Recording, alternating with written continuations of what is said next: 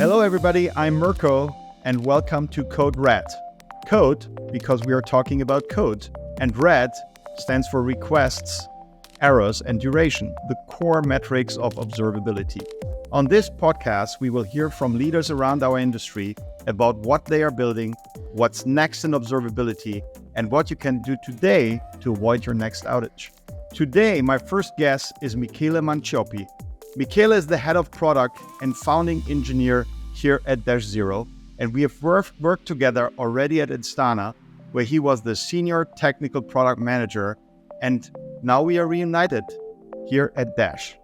It's safe to say he's one of the world's foremost experts on observability, and I'm very excited and proud to have him on here today. Hi, Michele. Hi, Mirko.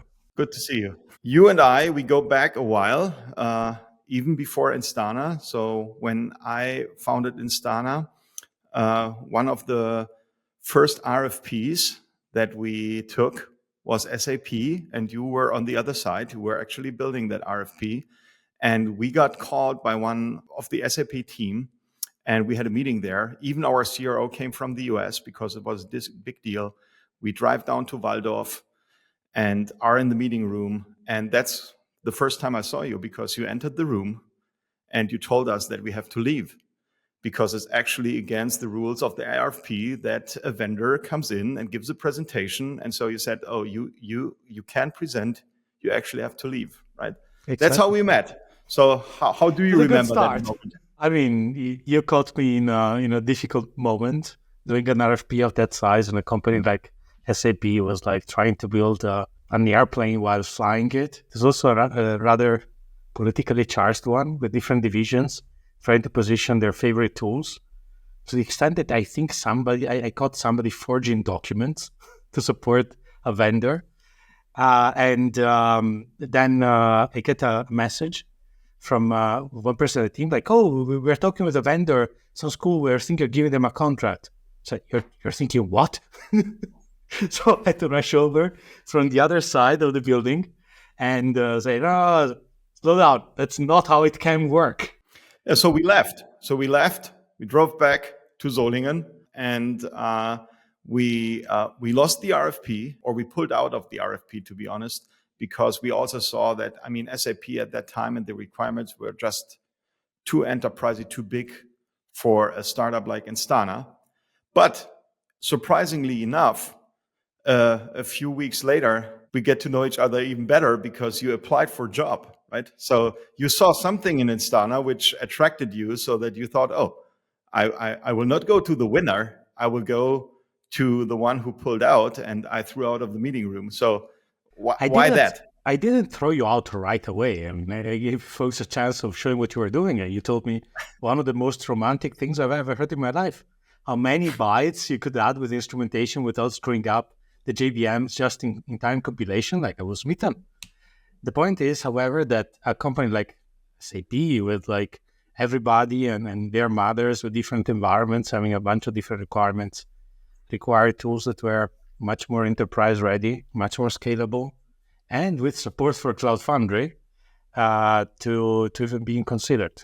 But then you joined us. Why? My observability journey started with my observability villain origin story that made me realize that logs are not enough to know what your application is doing. And I started looking, what are the things out there? And that's how the RFP happened. And it took like 18 months of my life together with my partner in crime at the time, Thorsten Sandfuchs, to get the RFP done and the tool contracted. And then I spent, I think, roughly another year evangelizing the use. And then I realized that I probably liked more doing observability than using observability. And I remembered that small, scrappy startup with a CEO that knew something about JIT. I said, yeah, why not?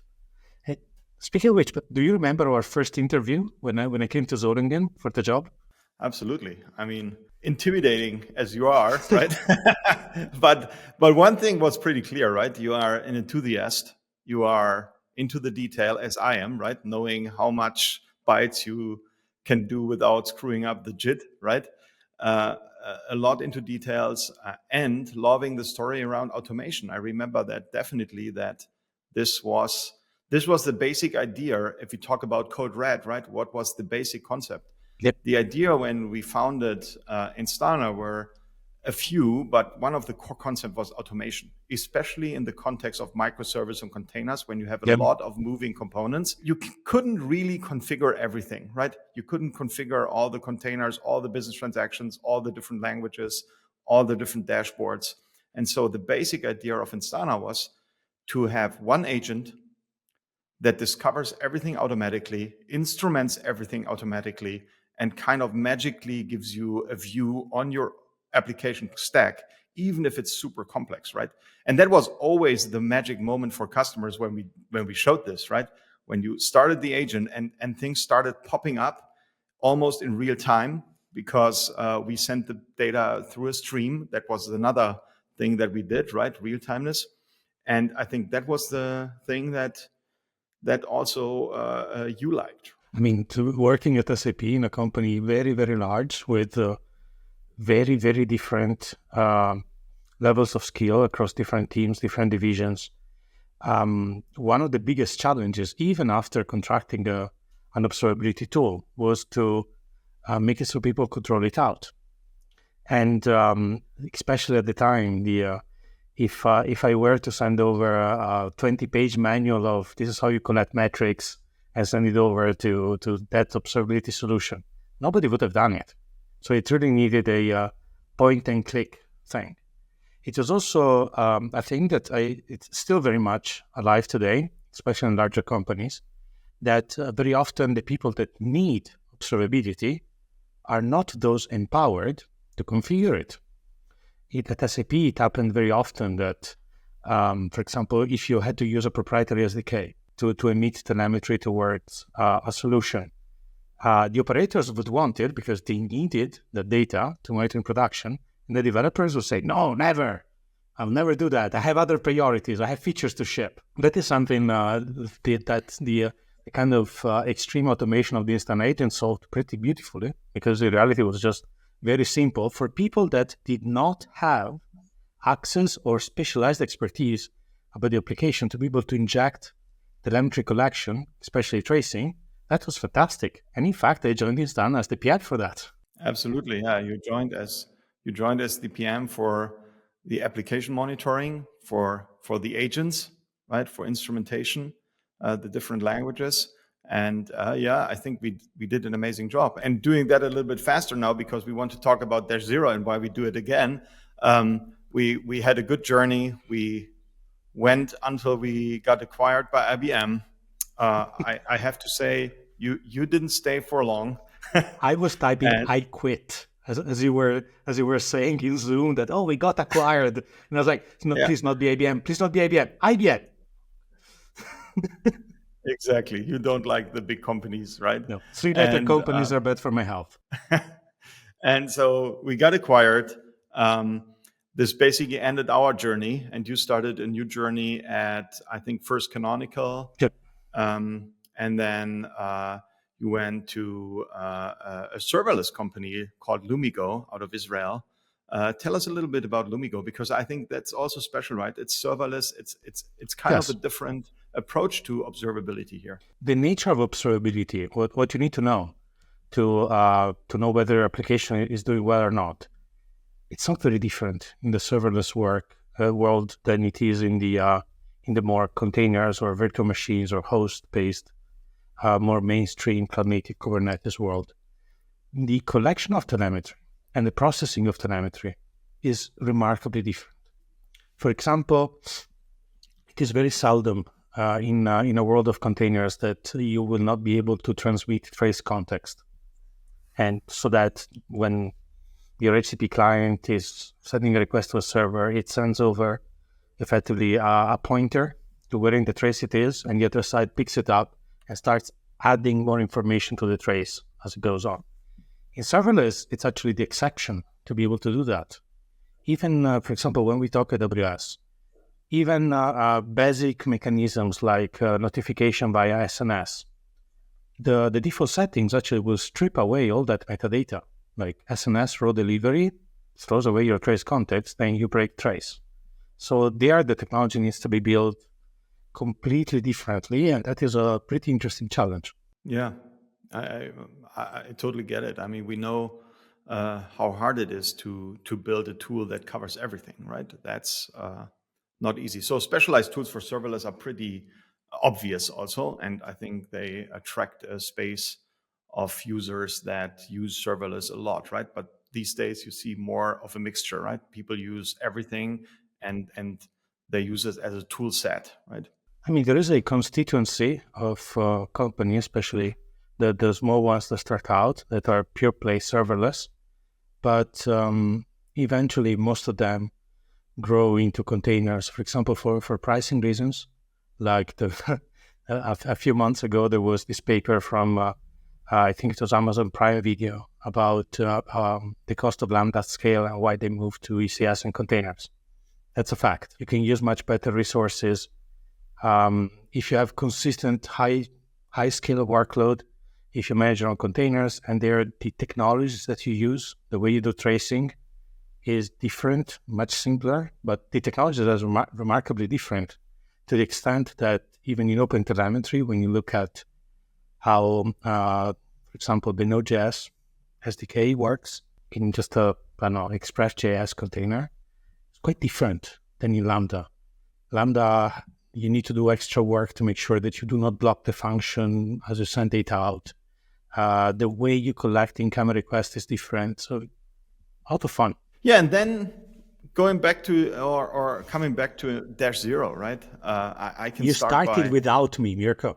Explain yourself. Without you. I started actually pretty alone because I was on a nice island called Mallorca, and I was a little bit bored. And to be honest, when I left Instana at IBM, I told my wife I will never do a startup again, and I will never go into observability again. Right? That was like 2021.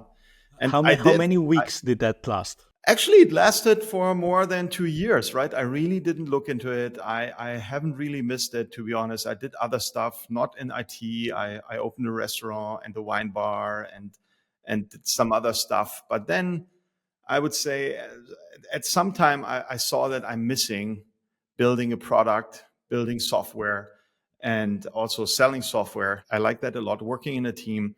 And so beginning of 2003, it was obvious for me that I had to do a startup again, right? So I told my wife, I have to do a startup again. And she was like, I knew that, right? And by accident, I looked into an observability tool at that time, and I just felt how excited I was about the topic, right? And I looked at OpenTelemetry, which already started when we had Instana, but it was now 5 years old. It was much more mature. It had 3 signals, basically specified and implemented: logs, traces, and metrics. I liked it a lot. I loved the semantic specification. We can talk about that later, what that means. But I just said, oh, this is the thing, right? And so I called Ben, who Mr. Blackmore. Yeah, and said we need to have lunch. And so he got also excited about the idea of building something around OpenTelemetry and building something that's really useful. And so I got the team together, right? And we needed someone for product. And yeah, then who are you gonna call? Michele, right? And I think at the beginning you were a little bit skeptical, I remember. No, I had a different. So something that I've always been in love with observability tools, and that's because it's the best way to help people do software that is better. I hate software that sucks. That takes it personally, and making a good observability tool is a way to help people help themselves. That was the whole point why I went fighting windmills for 18 months at SAP, because I wanted to give tools to my peers to actually do a better job. Well, what I wanted to do in the beginning, the idea with Dash Zero was, I came in and thought, do we make another SaaS tool? Or do we try to bridge the gap with development environments? We already saw the signs of Open Core being on its last leg, and we saw essentially the death battle of that with the relicensing of Redis recently, and what happened with HashiCorp and Terraform and the drama around it. So going down the dev tool route maybe would not have worked, but they're still working out really nicely on the other hand. Absolutely. So we started, you joined us, and basically the core idea, getting back to Code Red, right, is we want to be OpenTelemetry native, really 100% OpenTelemetry support done right, especially on the semantic side, especially on the context side, bringing context to all the signals, right? That's one of the foundations of their zero. But then, and that's something I know you and me had these discussions a lot also in Instana, is what I call product love, right? Really build a product that is thought through, that works well, that you just like using, right? That's a lot about the details. Sometimes you don't even know why you love a tool, right? Let's take linear as an example for task management, right? We just love it. It's so good. You don't really know why, but it has keyboard support. It looks nice. It's super responsive, super fast. It looks good. And that's really difficult to build, right? It's like Apple products. Sometimes you don't know why a product of Apple is so much better, even if it looks very similar, right? But it just feels better because it's thought through into the detail, right? And that's something we want to do for observability, because we still think that not a lot of users really get the value out of it, because tools are too complicated, they're not easy to use, not easy to understand. And so we want to really bring this into the mass market, right, with a tool that's easy to use. The user experience, and specifically the gap in the quality of the user experience in observability tools, is you feel it really in your bones, like during an outage.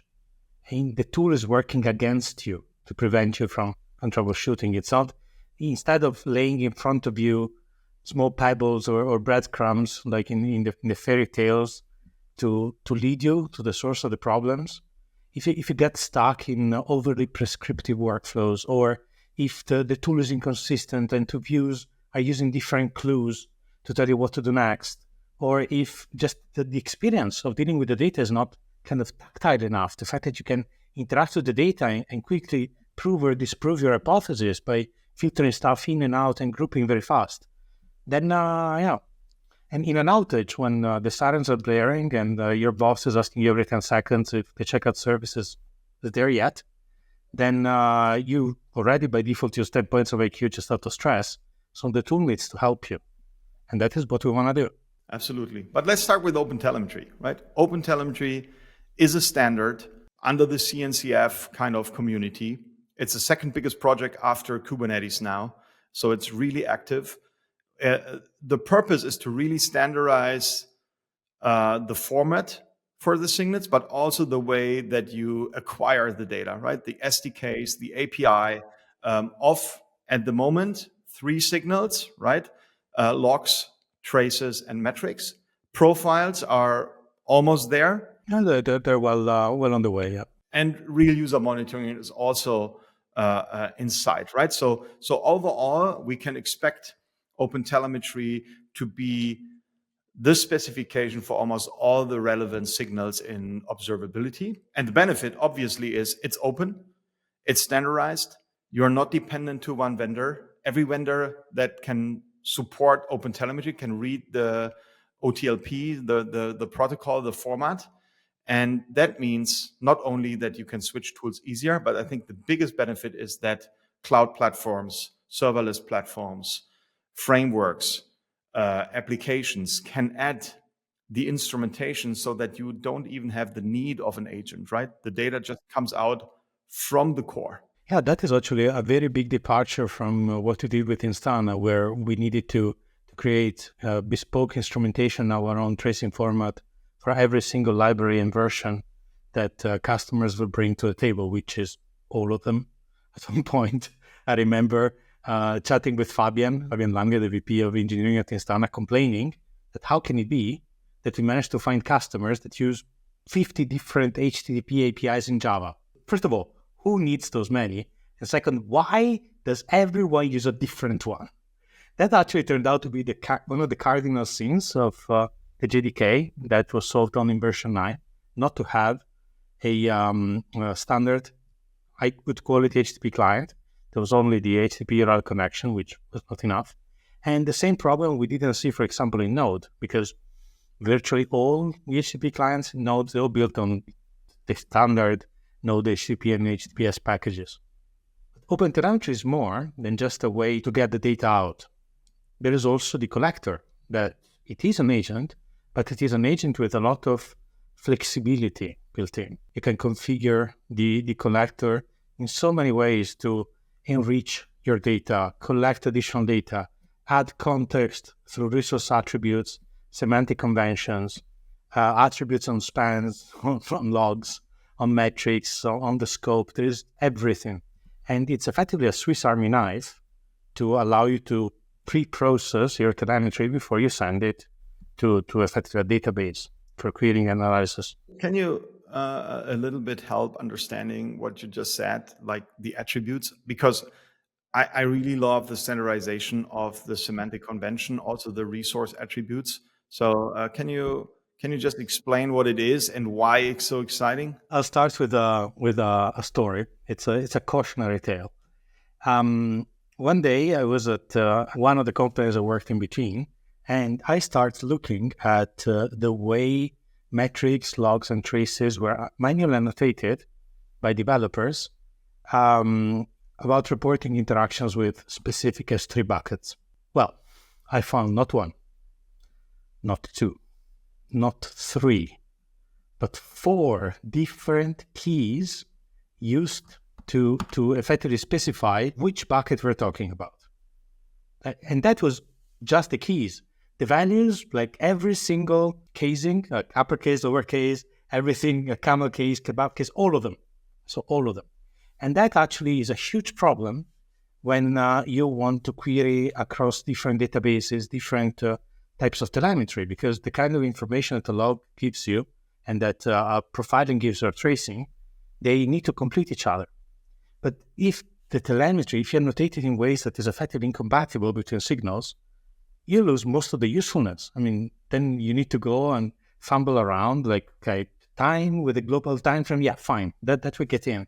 And then, oh yeah, how did we annotate that particular attribute here? There are cases also like different applications by the same team using different keys for the same thing. That's a classic, right? So much so that pretty much every large observability team that we saw at large customers at Instana had actually problems standardizing across their organizations, even about a couple of little tags that they would put to say, for example, who you're going to call when this explodes. Now, OpenTelemetry solves this pretty beautifully with the concept of semantic conventions. Semantic conventions, think of it as a sort of dictionary. It's a dictionary of keys and what type of values you're supposed to put in there.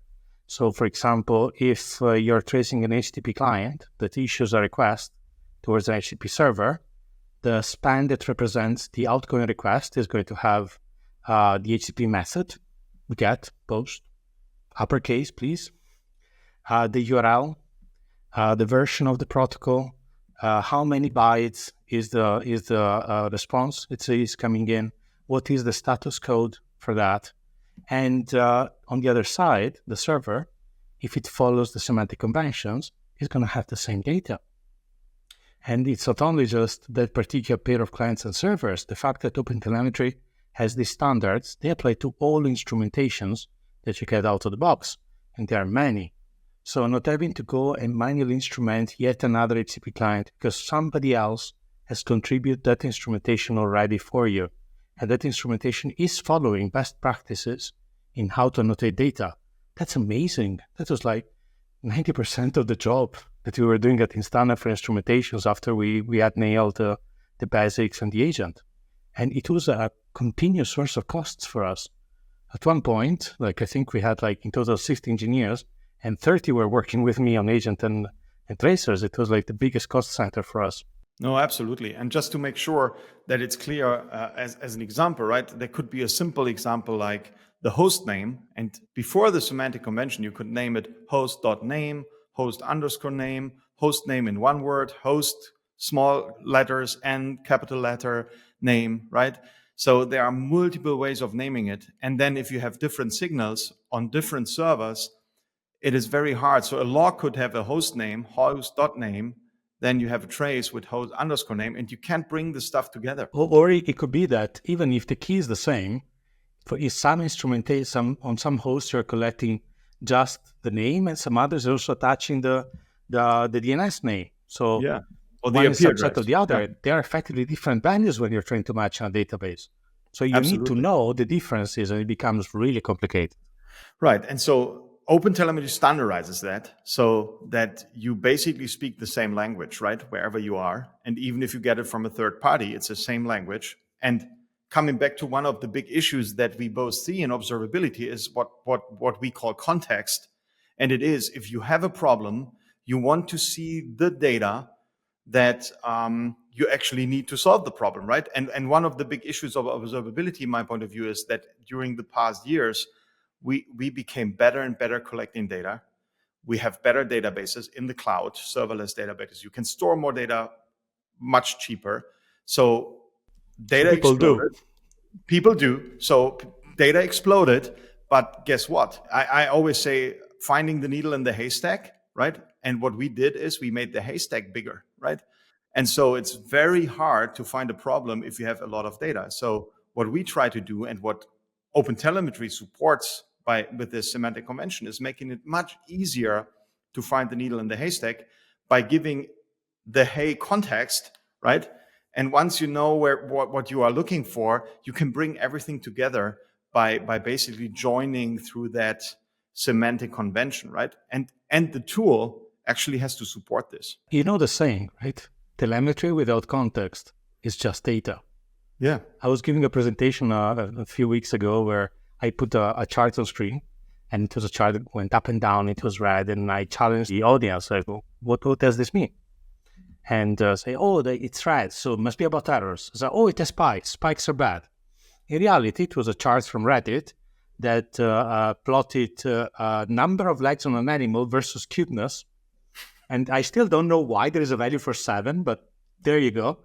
And that doesn't mean, like, without knowing what the data means, how it is collected, what is good or bad. For example, it's like duration 200, good or bad. Well, first of all, let's talk about unit of measurement. 200 seconds for a request, probably not great.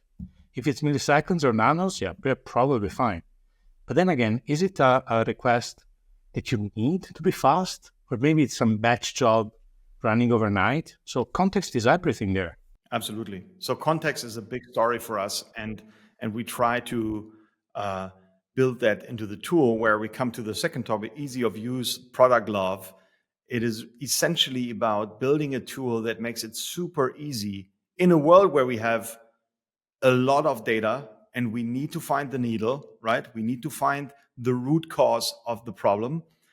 That's the hard problem to solve, and build a UI that supports the user to really quickly, under pressure, not being an expert, not using the tool every day, to get there and find it quickly, right? That's what we want to build, and that's what takes a lot of effort on the UI side. And I think we discussed it. I think this morning, right, when we had a meeting, that if you ask how do you do that, it's culture, right? One of the most important things for a company that is building a product is culture around creating an atmosphere where people understand that every detail matters, and that you cannot be satisfied with something that's not working as expected, right? And plus, creating a culture where nobody's afraid, even if the CEO says, oh, I like that feature, that somebody can say, no, that's not good, right? And having open discussions around it. I think so far we did a pretty good job collecting a team that is vocal, right? People who like to explain their thinking, and who also are vocal on chats, and vocal saying if something is not running well, right? Not only vocal, but passionate about the problem they're solving, passionate about the people they're solving it for. I mean, if it were just a tool for us, we could have a great time. But the fact that by doing a great tool, we're going to help hundreds of thousands of people out there doing software that is better. And by doing so, helping their end users indirectly.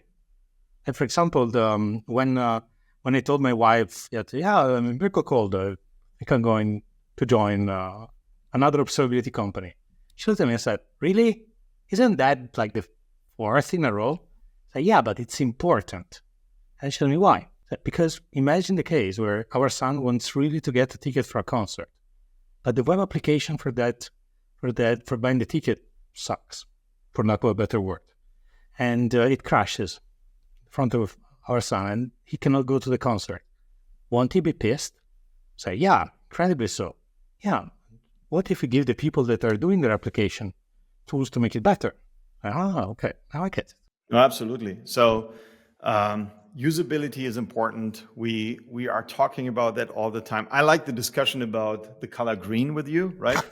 By the way, I know that. Tell me why you didn't call the podcast Code Green. Why do you use Code Red? Why not green? Yeah, Code Red. And it's one of the discussions. If you think about it, there is the idea that a lot of things are red, green, and yellow, right? Where red means something is wrong and green means something is good, right? But for example, we think that this is actually distracting you from the most important things, right? The red ones. And if everything is colorful, then it actually has no meaning anymore, right? Nothing is, right? And so we, for example, removed basically the color green from most of it. So if something is normal... All of it, Mirko. There's going to be just one place in that zero that is going to have the green color, and that's the status page, because we want our users to go to the status page, see green and say, that zero is fine. Then move up. Absolutely. But other than that, we really try to make it as obvious as possible to see the things that are wrong, right? That's so important. The things that are red, that are yellow, that's something we put emphasis on. And the rest should just look normal, right? Yeah. If normal is white, it will stay white. If normal is gray, it will stay gray. If it's black, it's black. The motto of the zero is data in color. Specifically, those colors are red, yellow, and gray for something else. Because already the fact that you can log into Dash0 and then your eye automatically goes to the brightest color and you see immediately, oh, that thing is not going fine. That's shaving time from NTTR. That is improving the way that people navigate the system. That actually, instead of forcing people to read a lot of stuff to figure out what's good and what's not, it lets their automatisms inside to go and do it for them. We're all trained, pretty much all of us, to drive, and the semaphores, as defined in Baltimore in 1920s in terms of color schemes, is what we go by as an industry to describe what's good and what's not. So let's use that to the largest extent. No, absolutely. And there are many other things that we think are important, right? Connecting the data. So if you have a log, you should see the context. You should see the trace context where the log is created. You should see the resource, for example, the pod that log got created. So have everything in context, right? Being able to navigate easily by just linking, just clicking on it, right? Everything is linked. We are big fans of the keyboard, right? Especially because developers, so everything in this tool should be quickly navigable and searchable and filterable with the keyboard, right? Like I know in a span view or in a log view, you press Shift F, filter opens, you just filter, put in the filter, and it works, right? And it's fast, it's responsive, it's fun to use. Just to know, we do not have a released product yet, but we already have design customers onboarded, and we will release the product at KubeCon in Salt Lake City in November. But it is fun. It's fun using it. One of the things that OpenTelemetry has done that was a drastic departure from the past is the fact of actually dealing with multiple signals.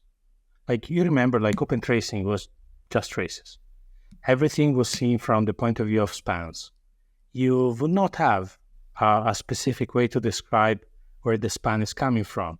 The metadata describing, for example, the pod that runs the application that generates the span would be mixed with the ones about the span itself. Not great, but viable. But the fact that, for example, we have logs, spans, metrics under the same roof has given us two more ways of correlating data. In the past, we would correlate by time frame. When did it happen? Stuff happening roughly at the same time could be correlated. And then you would have to go and invent your own semantic conventions, for lack of a better word, to describe where the data was coming from, hoping that everybody's on page of spelling hostname the same way. But OpenTelemetry gave us two more ways of correlating data. One is the resource that is effectively a set of metadata very well specified and always increasing. There's always more ways of describing more systems to specify where the data is coming from. What system is this telemetry talking about? And then there are point-to-point correlations. When you emit a log, you can annotate on it what is the current span. When you emit a metric, data point, you can provide exemplars, which are pointers to one or more spans that roughly means this span was happening when the metric was changed. Very useful because it allows you to effectively have a look at how the metrics are changed, what operations were in the process of being done when the metrics change. Profiling is going to be the same. The format for OpenTelemetry for profiling is effectively an extended version of pprof, which is the format for Go. And it's not going to be very forward or backwards compatible, technically. But there were two good reasons to break from the Go format. And one was more optimization, so more than normalizing. But the big one was to be able to link sampling, like samples, with spans. And their spans becomes the central pillar of the entire OpenTelemetry system. Everything can relate to spans. And through spans, everything can be related together. And coming back, why? Why is that important? It is important because you want to find the needle in the haystack, and the relationship between the data makes it easy to create context, to reduce the amount of data that a developer sees, and that reduces the time to repair, right? So if something is broken and the developer needs to fix it, and you get him or her the data that she needs, then it's so much faster, right? And you are losing less revenue. Yeah, you fix the problem faster, or even make sure that it doesn't happen, right? And that's why we are building it, right? Context is for developers to make it easy to fix problems, right? You know what they say, context is for kings. Yeah. And for us, the end users using observability tools are our kings and queens. It's for them. Yeah. I remember on my skin the frustration of having to sift through too much data and going down too many rabbit holes to find out what the risk matrix was, because the data was too much and too poorly annotated. OpenTelemetry goes a long way to fixing that. It's lovely. Yeah, and talking about data, I want to have one last point, which is also important for us, and it is the topic of cost. And I want to mention it because normally cost is very tied to the amount of data you're collecting, you are storing, you are processing. And I don't like really to say we want to be cheaper, right? Because I think at the end of the day, data is stored on S3. It's compressed with very similar algorithms, and there is not such a big differentiator on how you process and store the data. But this said, there is a big differentiator how you give the customer control about the cost and visibility about the cost, right? One of the biggest pain points we hear today from customers is that with their existing observability solution, they get surprised at the end of the month how much they have to pay, right? Because sometimes we had this over last weekend with a design customer, something broke and the web server had the connection reset by peer lock. The lock exploded. It was 30 times the amount of log data, basically always the same log message. So you store 30 times the amount of logs and you pay for it, right? Wait, we're not done. First of all, that log was pretty useless because although it was labeled as error by Nginx, in reality, the client recovers most of the time from that. The only thing that changed was the IP address. But instead of storing maybe just the IP address, which in most cases is even useless because, you cannot really rely on a PMAS to know where really it's coming from anyhow. Even there, all the rest of the log, which was like 80% of the amount of bytes sent over, it was always the same. Storing it 30 times more logs that are completely useless and having to pay for it, it's effectively injury, like insult after injury. Yeah, absolutely. And so a smart tool could just detect that, say, hey, I create a metric, I just count those logs, right? But I throw them away and keep only one or two, right? Or only the IP address if necessary. And then you don't store them, right? You still have all the information when, how much logs happened of that type. And that's something we want to build in, right? Give the user the power to say, if this happens, I don't want to store the logs, right? because I pay too much and process them, right? I don't. It's enough to have a metric, an example of the logs, right? And this said, if you look at our whole space, there is kind of a new category. Cribble is, by the way, leading that, right? At the beginning, I was not even sure what Cribble is doing, but now it's a multi-billion-dollar valuation company. And basically, what they did is they reduced the amount of data you're storing in tools like Splunk or Datadog, or they give you the option to put the data into a different place where you don't pay so much, right? And that's basically the use case. And customers are buying it because they have that pain, and Cribble is solving that pain. In my point of view, it is something the tool itself should solve, right? Because you have all the context, you know what the data is doing, but then it's an innovator's dilemma, right? If you provide that feature to your customer, you will use revenue, right? Because you are paying. It's effectively asking for the salespeople to come over and give you an example of all good triad with torches and pitchforks. It's effectively like cutting the branch from under you. In the long term, it's probably great for you. I don't think any tool would actually survive a reputation of being unfair, expensive, and greedy. It's good for the users. You just have to power through a few bad quarters, and companies that are very large, they are really not made for that. It takes some special act of dedication by founders or leadership to actually take the blow and say, look, this is going to be worth it. But guess what? Who's not going to have that problem?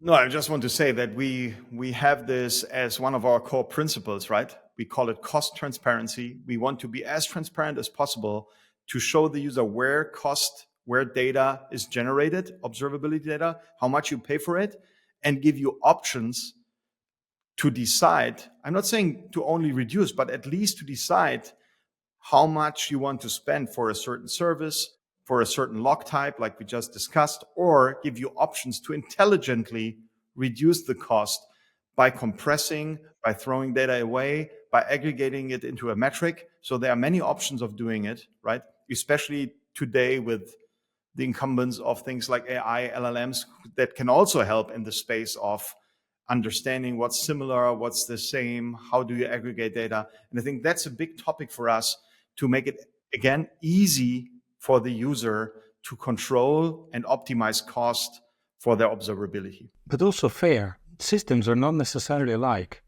The logs about the debug environment or the development environment, I care far less than production. If I have a spike in logs for debug, I'm probably not going to sift through all of them. I will not need to recompense my users for something that went wrong. So I'll just probably throw them away, figure out what the bug is, and then move on. So the fact that no two services are alike in importance at the end of the user means that also the way that telemetry should be stored, processed, compressed, retention period could also vary. Yeah. And to summarize, right, the basic ideas of Zero are being OpenTelemetry native, right? We are 100% committed and will build a tool that's the best tool for OpenTelemetry, right? That's number one. Number two is product love. We will build the best user experience in the observability space and make it super easy for developers, SREs, to find problems and get the right context, the right data at the right time, right? And three, no surprises, full cost control, and giving the user the power to decide how long to keep data, which data to keep, and intelligently making sure that we only collect what's really needed to solve problems. By the way, what is your observability villain origin story? It goes back to 99. I was finishing my studies. I started at IBM. And at that time, if you remember, that was kind of the start of the big bubble. And it was basically the start of the internet, right? And especially in Germany, I was actually part of a project, for example, building the online banking for the largest German bank, or building the first website for booking flights, right? And so we were building that with Java on WebSphere, if you remember that. Memories. Yeah, right. That was the first time there was scalability, parallelism, right? It was a total different way of programming. And I was a young developer in those projects, and we had massive scalability and performance issues. And I tried to debug that, right? And I needed visibility. I came across a tool called Wiley Interscope. Cool. built by Lucerne, who then founded New Relic later. And I was a user of Introscope that already had tracing in it, so we could trace the WebSphere applications, the Java applications, and that's when I fall in love with that whole topic, right? Because I understood that I can get actually insights into production environments, and then it happened that I was the one who inside of IBM here in Germany knew how to do that, and so I went from project to project, and later on I founded my own company doing that, solving performance issues, and I worked with teams from Dynatrace and AppDynamics early on, and I kind of, as I said, I fell in love with that category, and then built Instana, my first own tool. So it's a really interesting space. It's changing all the time. It's evolving very fast, and it's technically challenging, which is also an interesting thing to solve, right? That's why I really like it. I mean, the purpose is very meaningful. You make stuff better. I had something very similar. One day I was working as a full stack engineer at SAP for the cloud platform cockpit. It was like the cloud of SAP. Now it's called something else. And my product owner, Robert, comes over with the laptop and says, you need to see this, like concerning his face. I'm like, okay, which bug did I ship today? He puts the laptop in front of me, and it's a LinkedIn page of some bloke in Brazil that said, I think I logged into somebody else's account in SAP Cloud Platform. Alarm bells ring in my head. So, okay, I'll take care of this. Go download the access logs for the cockpit from every single landscape I could think of. And then I take the code base, 30,000 lines and growing, done by a bunch of different teams because all the teams were contributing. And then I spent 2 days effectively tracing with my finger through logs and code what I saw that particular user doing. And there was nothing wrong. I could not find anything. That the guy had logged in and spun up a couple of VMs and tore them down and moved on with his life. And then I said, no, it cannot be. So I take the laptop, move over across the corridor to the one person doing the authentication database for the entire thing. Say, Mark, need your help. What did this guy do? And then he runs a couple of queries against MaxDB with a command line, who nobody else would be allowed to because he was the only one with access, and said, oh yeah, first he logged into production, I think it was production EU, which is the data center in Waldorf, and then on the test environment. Come on, really? So because it was a completely different setup, like the guy logged into it with a different URL, did not recognize the stuff, thought it's not mine. After that, I swore never to have to do it again. And that's the series of unfortunate events that brought us together. Yeah. Absolutely. Yeah, Michele, thank you for the conversation. I think we will have fun building this product together. And I'm really looking forward to release it at KubeCon in Salt Lake City in November. Yeah, come visit us.